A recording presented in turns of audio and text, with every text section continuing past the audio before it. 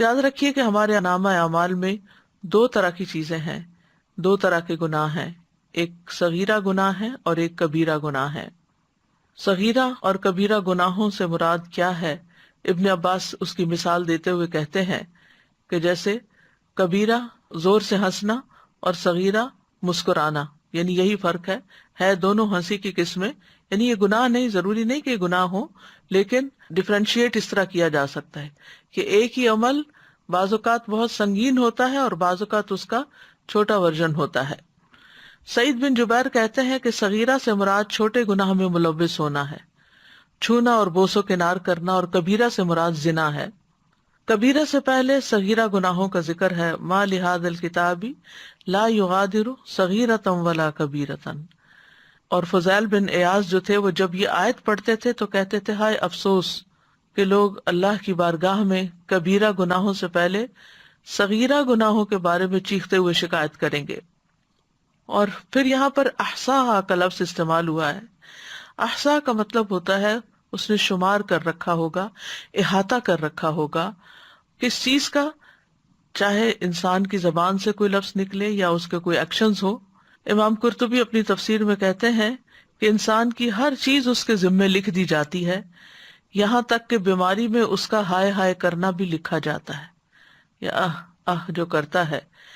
امام احمد کے بارے میں کہا جاتا ہے کہ وہ اپنی بیماری میں ہائے ہائے کہہ رہے تھے تو طاؤس کی طرف سے ان کو یہ بات پہنچی۔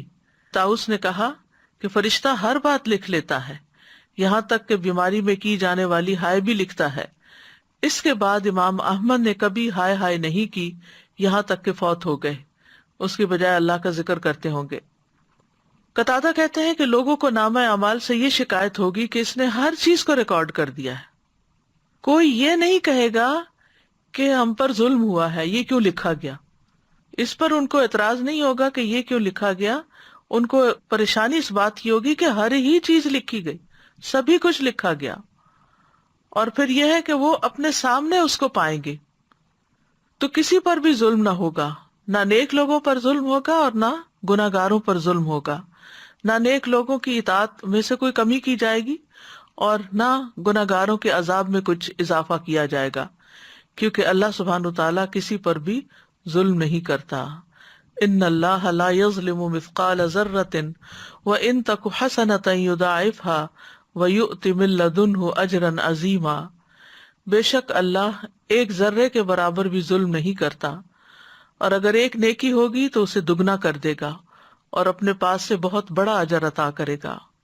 سورۃ الانبیاء میں آتا ہے وَنَضَعُ الْمَوَازِينَ الْقِسْطَ لِيَوْمِ الْقِيَامَةِ فَلَا تُظْلَمُ نَفْسٌ شَيْئًا وَإِنْ كَانَ مِثْقَالَ حَبَّةٍ مِّنْ خَرْدَلٍ أَتَيْنَا بِهَا وَكَفَىٰ بِنَا حَاسِبِينَ۔